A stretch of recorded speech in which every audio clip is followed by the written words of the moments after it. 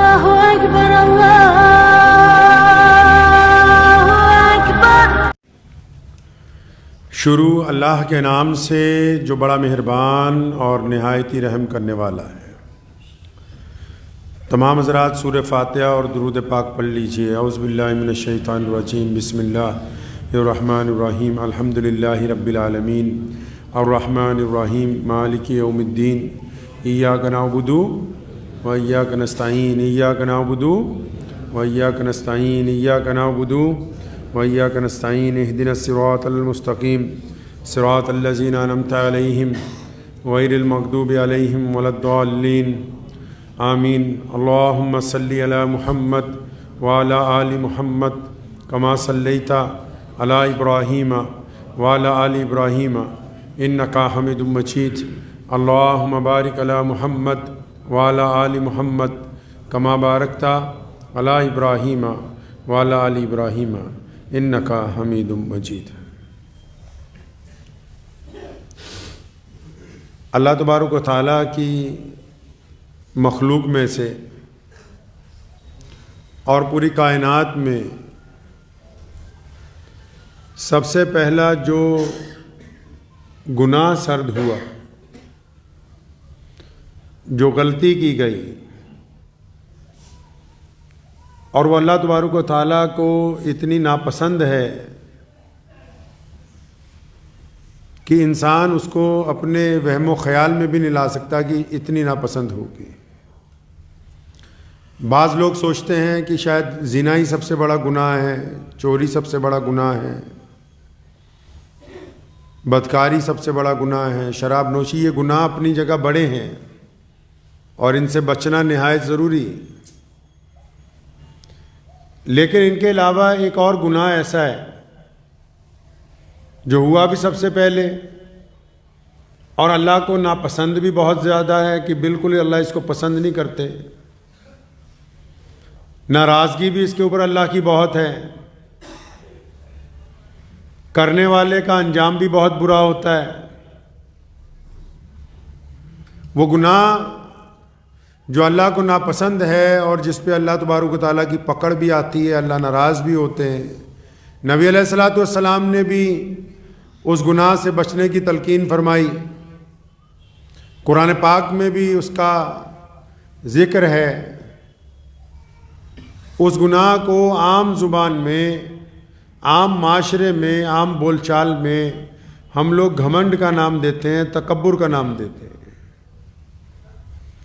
تکبر ایک ایسی بیماری ہے، جب سیدنا آدم علیہ الصلوۃ والسلام کو اللہ تبارک و تعالیٰ نے بنایا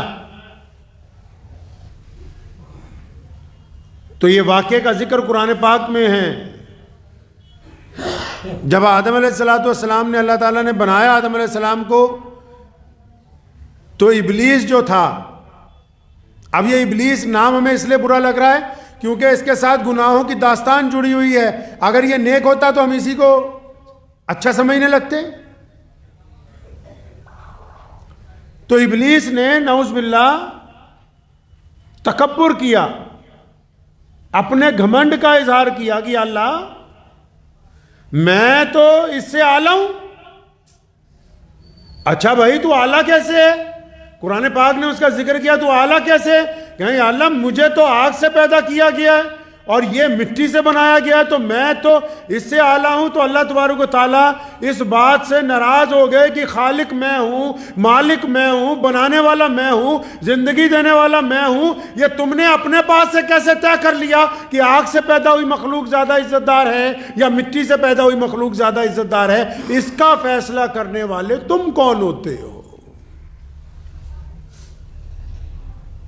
اب اتنی سی غلطی تھی، اس نے تو سمجھا ہوگا کہ یہ کوئی ایسی بڑی غلطی نہیں ہے، کوئی چوری تو نہیں کرنے لگا، ڈاکہ تو نہیں ڈالنے لگا، بے ایمانی تو نہیں کرنے لگا، اللہ کی وحدانیت کا انکار تو نہیں میں کر رہا ہوں۔ لیکن جب یہاں تکبر میں آ کے اللہ تبارک و تعالیٰ کے حکم کو نہ مانا اور غرور کر لیا اپنے آپ پر،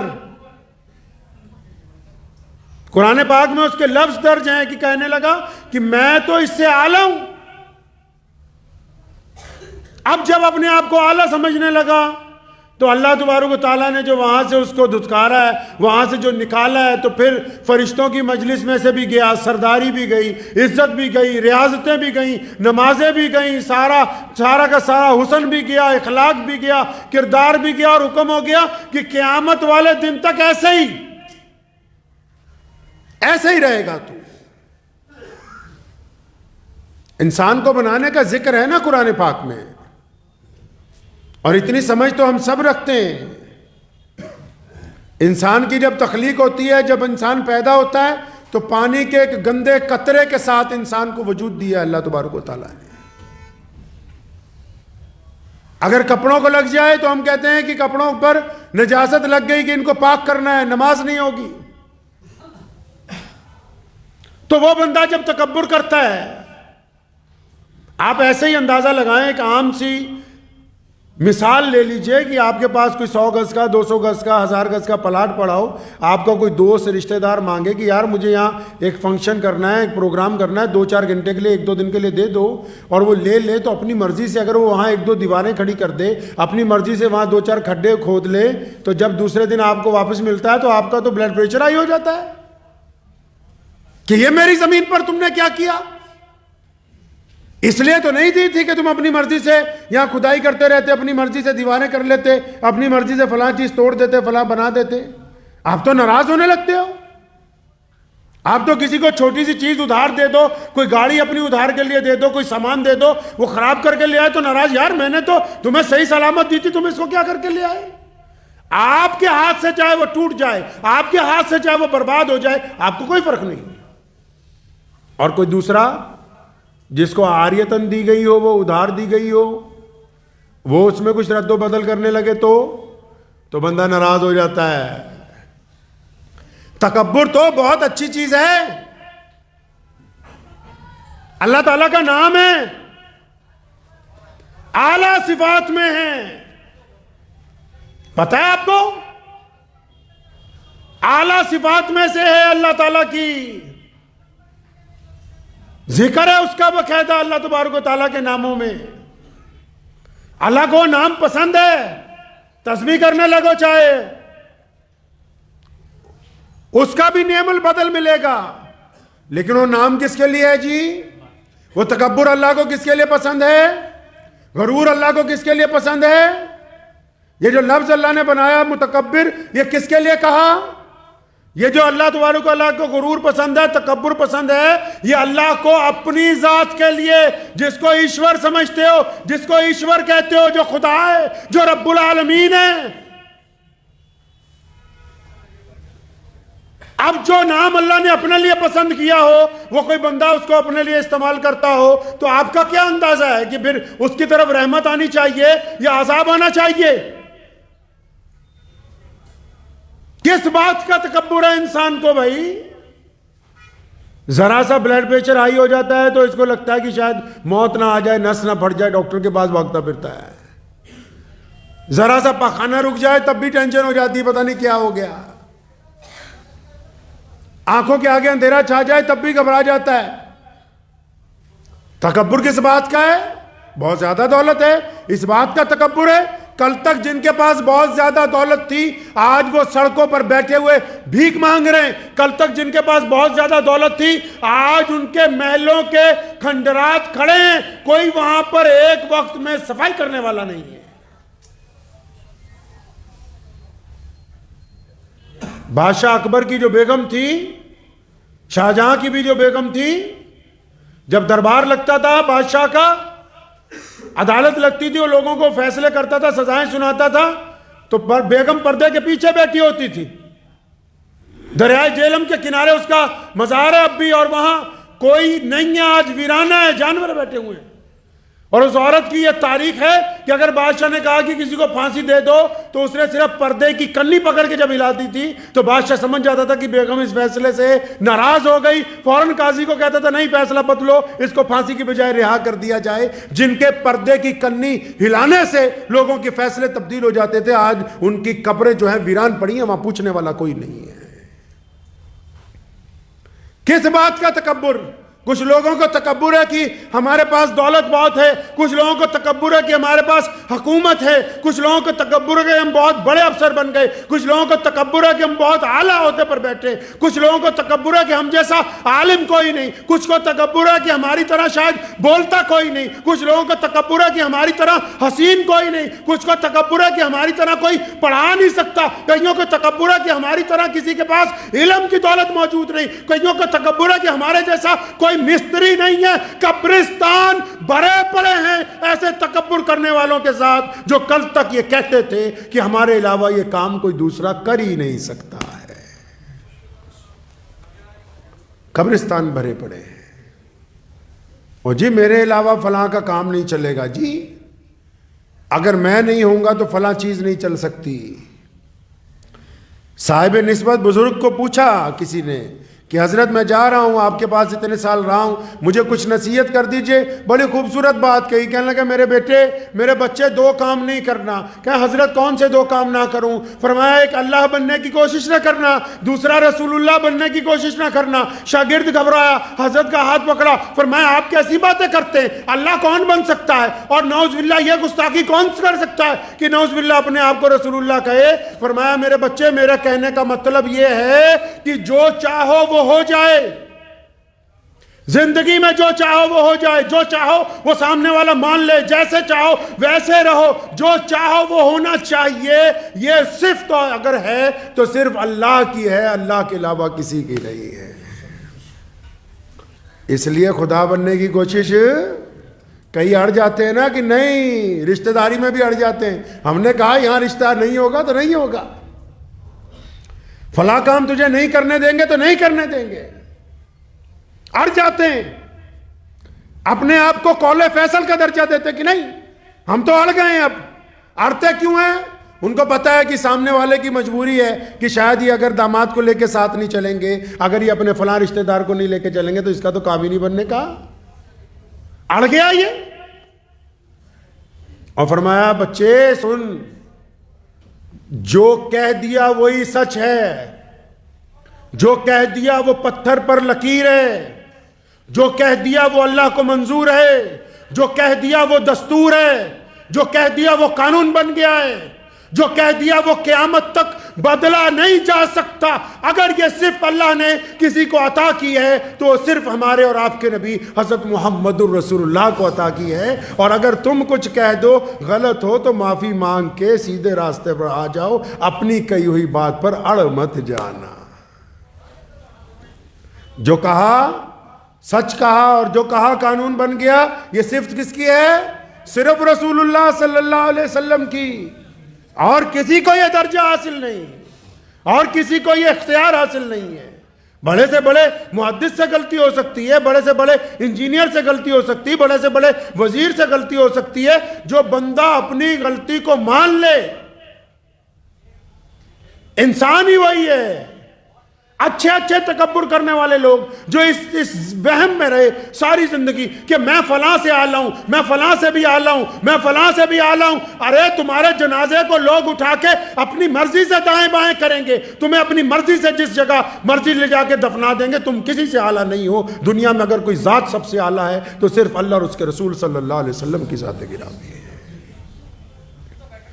تکبر نے بیڑا غرق کر دیا ہے، غرور نے ہمیں علیحدہ کر دیا۔ غرور کرنے والا بندہ ٹوٹ جاتا ہے دوسروں کے ساتھ۔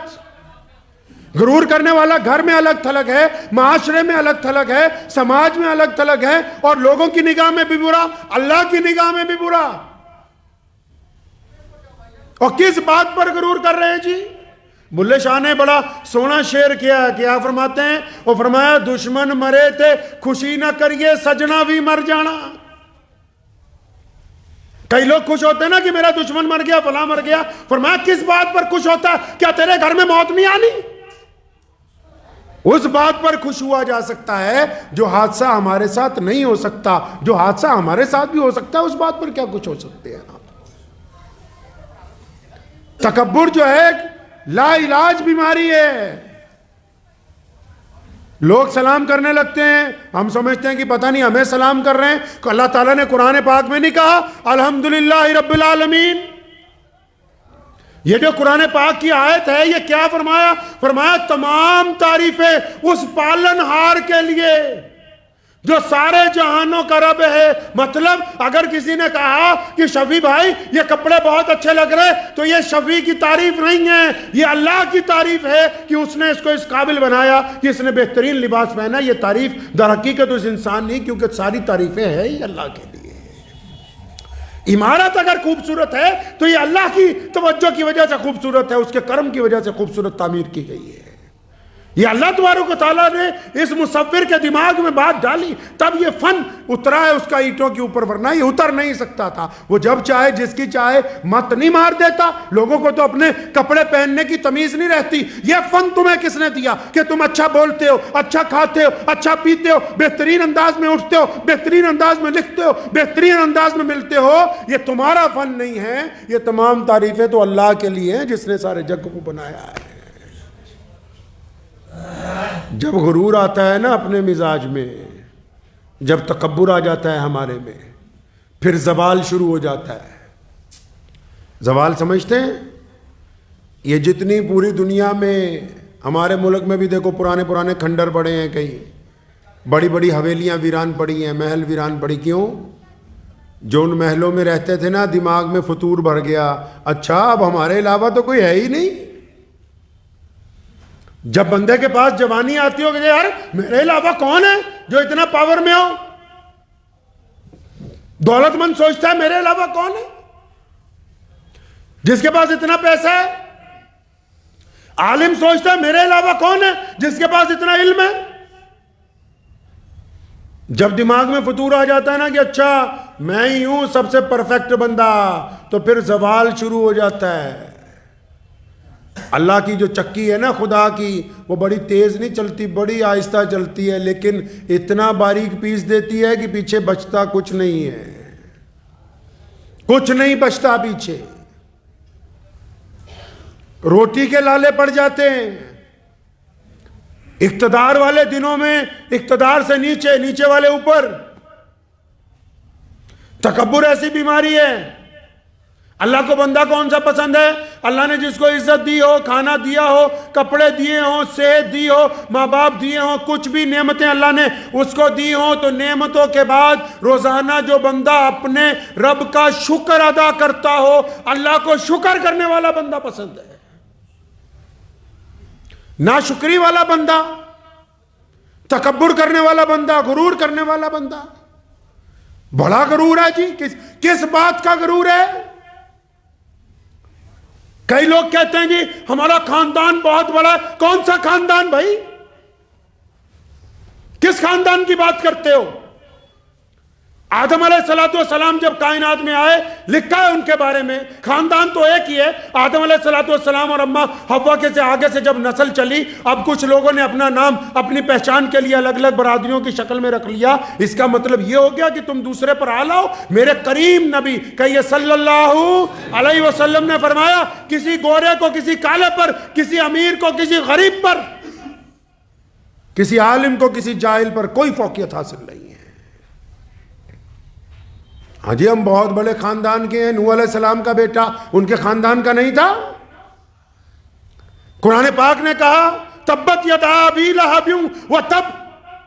اللہ فرماتے ہیں کہ ابو لہب کے دونوں ہاتھ ٹوٹ جائیں۔ کون ہے ابو لہب؟ محمد رسول اللہ کا چچا لگتا ہے رشتے کے اندر۔ خاندان میں وہ ہے جس نے رسول اللہ کی روایتوں کو مانا، جس نے اللہ اور اس کے رسول کے حکم کو مانا۔ ورنہ جو لوگ کل تک اپنے آپ کو محمد رسول اللہ کے رشتہ دار بتاتے تھے، قرآن نے ان کے لیے وحی نازل کر دی کہ خبردار اگر تم میرے کریم رسول کے خلاف بولو گے تو اللہ تبارک و تعالیٰ کو تمہارا وجود اچھا نہیں لگتا ہے۔ ایسے گردن اکڑی ہوئی ہے کہ جی ہمارا تو خاندان ہی بہت بڑا ہے۔ اچھا بھائی کتنا بڑا خاندان ہے؟ پتہ لگے خاندانی ہوتا کون ہے؟ کیا کسی غریب کے ساتھ ہنس کے ملتے ہو؟ کیا کسی سڑک پر گرے ہوئے کو اٹھا کے اپنی گود میں بٹھا کے لے کے جاتے ہو؟ کیا کسی مسکین کے گھر میں جا کے چھپ کے راشن ڈال کر آتے ہو؟ کیا کسی روتے ہوئے کو ہنساتے ہو؟ پتہ تو لگے کہ اعلیٰ خاندان کی صفات کیا ہوتی ہے۔ جو عقل کے ساتھ لوگوں کو گالیاں دیتے ہوں، جو لوگوں کی بے عزتیاں کرتے ہوں، وہ کسی خاندان کے کوئی فرد کی حیثیت نہیں رکھتے. خاندانی وہ ہے جو محمد رسول اللہ کی سنت پر عمل کرتا ہو، جو غریبوں کے ساتھ ہمدردی کا وتیرہ رکھتا ہو، جس کے مزاج میں تکبر نہ ہو، جو لوگوں کے ساتھ لب و لہجے میں جس کے نرمی ہو، جس کو عاجزی پسند ہو، جو چھپ کر اپنے رب کی عبادت کرتا ہو، جو حلال اور حرام میں تمیز کو واضح کرتا ہو. کہ نہیں جی ہمیں تو بڑا غرور ہے، ہم فلاں کے، کوئی فلاں فلوں کا نہیں. پیارے نبی حضرت محمد رسول اللہ نے اس کے قاعدے قانون طے کیے. حکم ہوا ہے کہ تکبر کی اسلام میں کوئی جگہ نہیں، لیکن فرمایا ہاں اعمال کے لحاظ سے اللہ کے نزدیک اچھے بن سکتے ہو. اچھا بننا گناہ نہیں ہے، بہادر بننا گناہ نہیں ہے، نیک بننا گناہ نہیں ہے، دیانتدار بننا گناہ نہیں ہے. فرمایا اللہ کے نزدیک اپنے اعمال کے ذریعے اچھے بن سکتے ہو. اعمال کون سے ہیں کہ کچھ نمازیں چھپ کے بھی پڑھتے ہو رات کے اندھیرے میں؟ اعمال کون سے ہیں کہ کسی کو چھپ کر صدقہ بھی کرتے ہو؟ اعمال کون سے ہیں کہ یارو دوستوں کی پیٹھ پیچھے برائی نہ کرتے ہو؟ اعمال کون سے ہیں کہ پڑوسی کے ساتھ ہمدردی کا اظہار کرتے ہو؟ اعمال کون سے ہیں کہ اپنے ماں باپ کی عزت اور احترام کرتے ہو؟ اعمال کون سے ہیں کہ اپنے عزیز و اقارب کے ساتھ بدگمانیاں نہ کرتے ہو؟ اور اگر تمہارے اعمال میں اخلاق کی یہ صفت موجود نہیں ہے تو پھر آپ کو یہ غلط فہمی ہے کہ آپ بڑے تکبر کرنے والے خاندانی ہیں. آپ دور دور تک کہیں سے کسی خاندان سے تعلق نہیں رکھتے ہیں. آپ مزاج میں سے تکبر کو دور کیجئے. یاد رکھیے یہ صفت جو ہے اللہ کی ہے. کس کی صفت ہے جی؟ یہ اللہ کی صفت ہے. یہ تکبر بری چیز نہیں، لیکن یہ صرف اللہ کے لیے. اللہ کو یہ بات پسند نہیں ہے کہ اللہ کی زمین پر کوئی اکڑ کر چلے. اللہ کو یہ بات نہیں پسند کہ اللہ کی زمین پر اللہ کے بندوں پر کوئی ظلم کرے.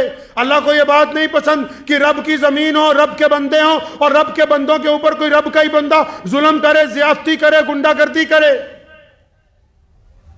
اس بات کو ذہن نشین کر لیجئے کہ غرور خدا کو پسند نہیں ہے. اور غرور تو اس بات پر کیا جا سکتا ہے نا جو ہمیشہ رہنے والی ہو. بھائی کوئی ایک چیز بتاؤ دیکھ کے اپنے آس پاس دھیان سے، جس کے بارے میں آپ کا دل یہ کہتا ہو کہ یار یہ ہمیشہ رہے. ہے کچھ ایسا دنیا میں؟ اور اللہ تعالیٰ نے یہ دنیا جب بنائی ہے نا، جو ٹیکنالوجی اللہ تعالیٰ نے بنائی، خدا نے بنائی، اس کا مقابلہ نہیں ہے. دیکھو کیا بہترین ٹیکنالوجی بنائی. ایک بچہ جب پیدا ہوتا ہے بنا کپڑوں کے پیدا ہوتا ہے، بنا ساز و سامان کے، بنا کسی جائیداد کی ملکیت کے، ساری زندگی کروڑوں روپے کمائے، اربوں روپے کمائے، کوٹھیاں بنائے، محل بنائے، اقتدار کی کرسیوں پر بیٹھ جائے، بڑے بڑے جہاز خرید لے، لیکن جس دن موت آنی ہے اس کی کائنات میں سے ایک چیز نہیں لے کے جا سکتا ساتھ میں، خالی ہاتھ اس کو واپس جانا ہے. اس کی ملکیت میں سے ایک چیز نہیں لے جا سکتا، سب یہیں پہ واپس. کیا پتا 1000 سال بعد، 100 سال بعد، ابھی 100 سال کے بعد ہم جن گھروں میں رہتے ہیں کون ان گھروں میں رہے گا؟ آپ کو پتا ہے؟ جس دولت پر، جس عہدے پر ہم ناز کرتے ہیں 100 سال بعد یہاں کہاں کون ہوگا پتا ہے؟ تو اس لیے اپنے ساتھ کیا جانا ہے؟ معاملہ کس کے ساتھ ہے؟ اپنے رب کے ساتھ. کچھ لوگوں کو غلط فہمی ہے کہ مرنے کے بعد زندہ نہیں ہوں گے. تو قرآن پاک نے اس کا مدلل جواب دیا کہ کائنات بنائی کس نے ہے، یہ سارا نظام چل کیسے رہا ہے. اللہ کو غرور والے پسند نہیں ہیں. نمرود نے کہا تھا نعوذ باللہ کہ میں تمہارے خدا کے خلاف لڑوں گا، اور پھر ایک فوج تیار کی، آسمان کی طرف تیر انداز بھیجے گئے کہ آسمان کی طرف پہاڑی پہ کھڑے ہو کے تیر چلاؤ کہ نعوذ باللہ خدا کو قتل کرنا ہے. کیا ہوا پھر؟ کیا ہوا پھر؟ اللہ تبارک و تعالیٰ نے ایک مچھر کو حکم دیا کہ چلو جا کے نمرود کی طبیعت ٹھیک کرو. مچھر آیا، نمرود کے ناک میں گھسا، دماغ میں چلا گیا، اپنے سر پر، منہ پر تھپڑ مارتا تھا کہ یہ مچھر مر جائے کسی طرح جو اندر گھس گیا ہے. پڑھیے تاریخ، تاریخ کا وہ بادشاہ جو کہتا تھا مجھ سے زیادہ کوئی دولت مند نہیں ہے، جو کہتا تھا مجھے کبھی موت نہیں آ سکتی، جو کہتا تھا میرے پاس سب سے زیادہ اقتدار ہے، جو یہ دعویٰ کرتا تھا کہ نعوذ باللہ میں خدا کو مار دوں گا، ایک مچھر جب ناک میں سے دماغ میں گھس گیا، وہ مچھر باہر نہیں آیا، اور اس وقت تک باہر نہیں آیا جب تک نمرود کی پاگل ہو کے موت نہیں ہو گئی۔ اللہ نے دکھایا کہ جو لوگ غرور کرتے ہیں ان کے لیے تو خدا کا بنایا ہوا ایک مچھر ہی بہت ہے۔ تو یہ بیماری نہیں پالنی ہے انشاءاللہ، ٹھیک ہے انشاءاللہ۔ اپنے کو ہمیشہ نماز پڑھتے ہوئے، اور سب سے بڑا متکبر کون ہے؟ سنو، یہ بھی سنو، سب سے بڑا متکبر کون ہے؟ سب سے بڑا نالائق کون ہے؟ سب سے بڑا بیوقوف کون ہے؟ دولت مند نہیں، حسن والا نہیں، اقتدار پہ بیٹھا ہوا نہیں، کوئی بڑا افسر بھی نہیں، کوئی وزیر بھی نہیں، سب سے بڑا متکبر وہ نمازی ہے، وہ دیندار آدمی ہے جو نماز تو پڑھتا ہے، قرآن تو پڑھتا ہے، اللہ اور اس کے رسول کی باتیں تو کرتا ہے، لیکن اس کو اس بات کا وہم ہے کہ میں ان سب سے اچھا ہوں، میرے سے اچھی نماز کسی کی نہیں، میرے سے اچھا قرآن کوئی نہیں پڑھتا۔ یہ سب سے بدبخت متکبر ہے۔ اللہ کی پکڑ سب سے پہلے اس پر آئے گی کہ تو کون ہوتا ہے دعویٰ کرنے والا، پتہ نہیں ان نمازیوں میں سے کس نمازی کی وجہ سے تیری نماز قبول ہوتی ہے۔ تکبر نہیں کرنا ہے، غرور کلا، وہ کہتے ہیں نا غرور کرنے والا اگر امیر ہو تو ایک گناہ، اور اگر فقیر تکبر کرے تو 2 گناہ۔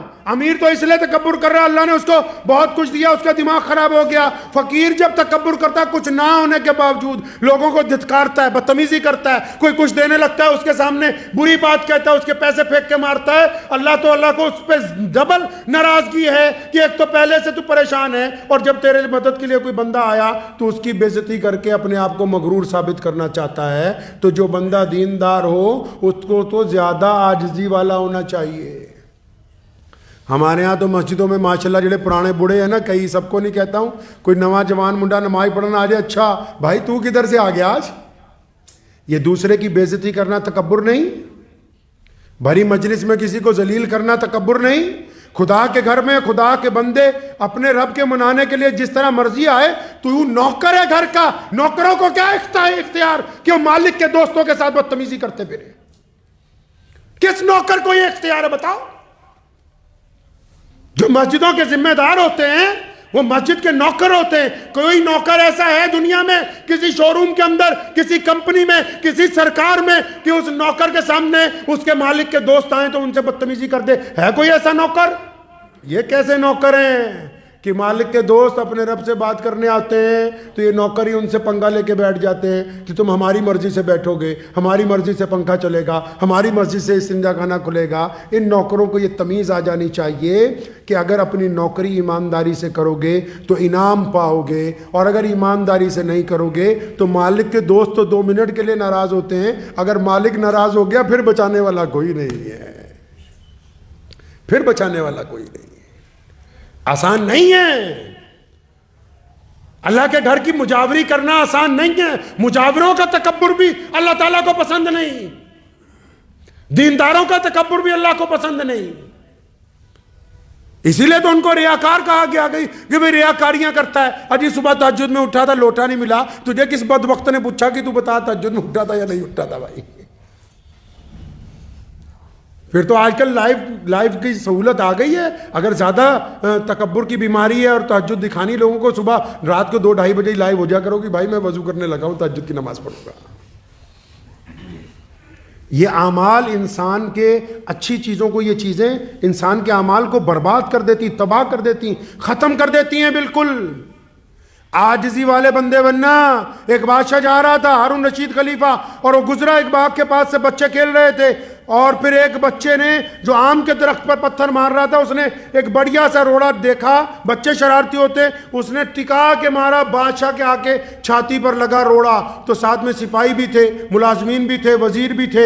بادشاہ کے جب روڑا لگا تو اس کو پکڑنے لگے، تو بادشاہ نے اپنے گھوڑے کے تھیلے میں ہاتھ ڈالا، اشرفیوں کی ایک تھیلی نکالی اور پوری طاقت سے اس بچے کی طرف پھینک کے ماری، سپاہیوں کو روک لیا۔ وزیر اعظم نے پوچھا کہ جناب علی، یہ بچے نے آپ کو پتھر مارا ہے، آپ اس کو اشرفیوں کی تھیلی پھینک رہے ہیں انعام کے طور پر، اور فرمایا یہ بات سنو یار، یہ بچے اگر آم کے درخت پر، اگر کھجور کے پیڑ پر، کسی پھلدار درخت پر پتھر مارتے، اوپر سے کیا آتا؟ بادشاہ حضور پھل آتا۔ فرمایا پھر جس کو جو چیز جس کے پاس ہوتی ہے وہ وہی دیتا ہے، میں بادشاہ ہوں، انہوں نے جب میرے پتھر مارا ہے تو میں ان کو اشرفیاں ہی دے سکتا ہوں، میں پتھر کے مقابلے میں پتھر نہیں ماروں گا۔ اس لیے بعض لوگوں کو آپ جب دیکھتے ہیں نا، ذرا سی بات پر گالی دیتے ہیں، ذرا سی بات پر بدتمیزی کرتے ہیں۔ چائے کے کپ میں اگر چائے ہوگی تو وہ چھلکے گی، دودھ ہوگا تو وہ چھلکے گا، زعفران ہوگا تو وہ چھلکے گا۔ یہ بھی چائے کا کپ ہے، یہ چھاتی ہماری چائے کا کپ ہے۔ جب کوئی دھکا مارتا ہے نا ہمیں، جو اس کے اندر ہے بس وہی نکلتا ہے۔ اس کے اندر محبت ہے، اس کے اندر رحم ہے، اس کے اندر اللہ کی دی ہوئی مہربانی ہے، اس کے اندر رسول اللہ کی سنتیں ہیں، تو یہ کہتا ہے کوئی بات نہیں بھائی صاحب، کوئی بات نہیں میرے بچے، کوئی بات نہیں اماں جی، کوئی بات نہیں بیٹا جی۔ اور اگر اس کے اندر غرور ہے، اس کے اندر تکبر ہے، اس کے اندر برائیاں ہیں، اس کے اندر حرام کا مال ہے، تو جیسے ہی تھوڑا سا دھکا لگتا ہے یہ تو بری بری گالیاں منہ سے نکالنے لگتا ہے۔ تو اس کا قصور نہیں ہے، جو اس کی چھاتی کے اندر ہے بس وہی نکل رہا ہے۔ چھاتی دھو کے صاف کر لو انشاءاللہ۔ اس میں عطر بھرے محمد رسول اللہ کے درود پاک کا، رسول اللہ کے درود پاک کا عطر بھریے، صبح شام درود شریف پڑھیں، غصہ بھی گیا، برکت بھی آ جائے گی، زبان میں سے گندگی بھی نکل جائے گی۔ صبح شام درود پڑھیے، تکبر بھی ختم ہو جائے گا، اللہ بہت نوازیں گے، کاروبار میں بھی، اولاد میں بھی، رزق میں بھی، ہر شے میں۔ ہر نماز کے بعد چلتے پھرتے اٹھتے بیٹھتے اگر کچھ بھی یاد نہ رہے تو بس اتنا یاد رکھنا ہے کہ کالی کملی والے پر درود پڑھنا ہے۔ لمبا درود نہیں پڑھ سکتے تو بس اتنا پڑھیے، صلی اللہ علیہ وسلم۔ اللہ نے چاہا اللہ آپ کو بھی اور آپ کے ساتھ والوں کو بھی اور درود پاک کی برکتوں سے اس بیماری سے بھی اللہ شفا عطا فرمائیں گے۔ وآخر دعوانا ان الحمدللہ رب العالمین۔